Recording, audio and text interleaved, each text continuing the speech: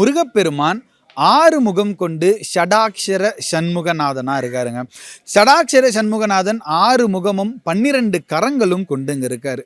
என்ன மாதிரியான வேண்டுதல் வழிபாடுகள் செய்யலாம் அப்படின்னா, முதல்ல இருக்கக்கூடிய விஷயம் குழந்தை செல்வமும், ஜாதகத்தில் இருக்கக்கூடிய திருமண தடையானது விலகணும் அப்படின்றதுக்கு நம்ம முருகப்பெருமான் இங்கே வந்த அன்பர்கள் பலனடைந்து எங்ககிட்ட சொன்ன விஷயத்தை நான் பகிர்ந்துக்கிறேன்.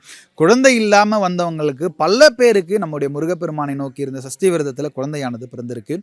திருமண தடையா இருக்கு அப்படின்னு வந்தவங்களுக்கு திருமணமானது நடந்திருக்கு.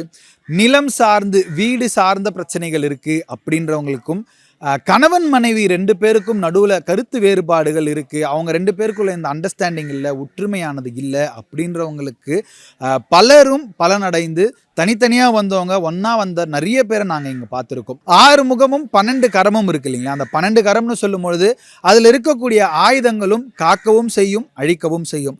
நமக்கு வேண்டியதை காத்து நமக்கு அருளக்கூடியவராகவும், நமக்கு இருக்கக்கூடிய தீங்கினையும் தீவினையும் கர்ம வினைகளையும் அழிக்கும் வகையிலும் முருகப்பெருமான் நம்முடைய ஸ்கந்தாலய ஆசிரமத்தில் வீற்றிருக்காரு.